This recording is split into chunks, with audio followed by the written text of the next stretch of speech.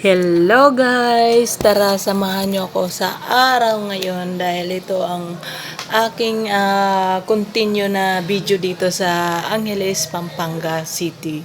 So, ngayong araw na to ay ipapakita ko ulit sa inyo dito sa pamamalingki ko dito sa Pampanga. So, dito ako ngayon sa Market, Angeles City. So, eto pala guys, yung kanilang palengke is hindi man gaano kalaki pero marami nang paninda sila diyan. So guys, tara samahan niyo ako ngayong mamamalengke ako. So yan guys. And I'll always love you. And if you ever change your mind, I will love you. Time like a river keeps on rolling right on by. Nothing left for me to do, so I watch the river rise. And I'll always love you. Deep inside this heart of mine, I do love you. And I'll always need you. And if you ever change your mind, I'll still. And I'll still. And I will love you.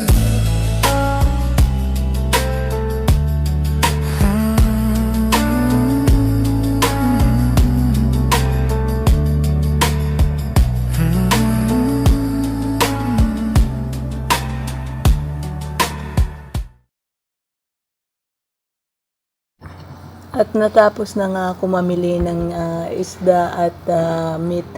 So ito, dumiretso na ako dito sa gulayan nila at dito sa market at may iba't ibang pwesto sila dito. Sa kabila is meat, sa kabila is fish, at sa kabila dito yung mga vegetable nila.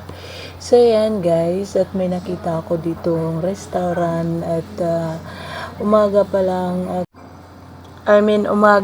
ay gusto ko nang magkape dahil nagugutom na ako dyan. So, ayan, nag-order muna ako dyan ng kape guys. At syempre, habang nagkakape ay syempre namimili din ako dyan. Dahil sa hindi namang oras, dahil pa umaga na sa ayan guys. At napaka-friendly pala ng mga tao dito guys. At yan guys po. Pagkatapos dyan ay syempre nag-order na ako ng food, breakfast. Actually guys, hindi talaga ako nagbe-breakfast. So ayan, na-miss ko lang talaga dito sa Pilipinas yung food dito sa atin. So ayan, in-order ko pansit at saka ayan, soup. Syempre binigyan ako ng tindero dyan ng soup. Yung soup nila dyan guys is guyabano. So yan, pagkatapos na nga ay bumili na ako ng fruits, ayan, mango. At bumili na rin ako dyan ng pang sangkalan kasi wala na ako sa pang sangkalan, kaya bumili na rin ako. At ito na nga guys, at natapos na nga ako mamili at pauwi na rin ako dahil umaga na siya guys. So actually pumunta talaga ako dyan, pag na-market talaga ako, it's very early talaga pumupunta ako, around 2 AM to 5 PM, kaya ayan, mabilis lang ako mamalingki dyan dahil ayoko ng araw. So ayan guys, ang dami ko dyan pinamili at nahihirapan talaga akong magdala dyan dahil napakarami ng pinamili ko. So, eto na nga at pauwi na ako guys. At dito na nga, habang nagdadrive ay yung aking cellphone ay linagay ko na lang sa bulsa dahil wala talaga ako paglagyan. So ayan, tingnan nyo, makikita nyo ang aking motor ay walang side mirror at syempre Alam mo naman dito sa amin is maraming magnanakaw kahit sa meron nanakawin pa talaga, di ba guys? So yan guys, at tara samahan nyo ako pauwi ngayon at tapos na ang aking pamimili. When your heart is racing at the speed of light, and you feel like you got nowhere else to go. No, I hold you till the sun comes in the morning light. Yeah, I'll keep. At eto na nga, habang palapit na ako sa bahay ko at ito pala guys, may mga dito sa amin ay may mga demolition. So ayan, sa nakikita nyo dyan is may demolition talaga yan dyan dito sa banda sa amin. So kawawa nga yung mga tao guys dahil natanggal yung mga bahay nila at malaki ang gastos nila pero dinemolish lang talaga. So, hindi ba nakakawa? So, ayun na nga, andito na ako guys at dito na ako sa bahay at syempre, tinapang ko muna ang aking motor at baka nakawin. So, ayan, at habang paakyat na ako at nahirapan ako syempre dahil mahirap dito ang daanan sa amin. At mahirap nga guys at pagdadala ng pinamili dahil wala kang kasama. So yan guys, nandito na ako sa bahay ko at sinalubong ako ng aking mga alagang aso. At ito pala yung mga aso dito guys, hindi ko talaga sila alaga. So pumupunta lang dito yung mga aso dahil yun nga, pinapakain ko. So yan, tingnan nyo guys, harot-harot ay andyan, diba guys, ang lalambing nila kahit di ko sila mga aso. At yan, mga pinapakain ko lang talaga yan sila dahil ako talaga is lover dog.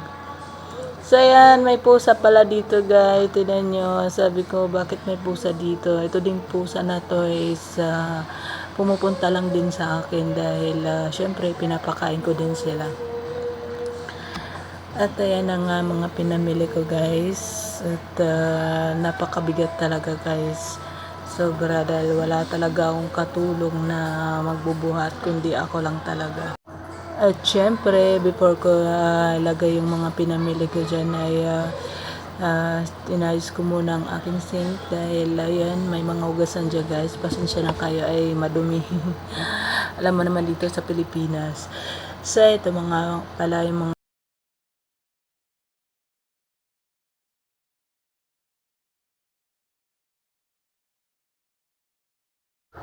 so, ayan na nga guys, kinuha ko na ang aking mga pinamili. At ito pala nga guys, yung pinamili ko ay isdang bato. So, dito sa Pampanga is, tawag dito is danggit. Pero sa amin, sa Samar is manlalara. At bumili na rin ako ng chicken feet dyan. At syempre, balon-balunan. At ayan pala yung mga pinamili ko guys. Ayan. So, alam nyo guys, mahirap talaga mag-isa sa buhay. Kaya kung mag-isa sa buhay, mag-asawa na kayo. Charot guys.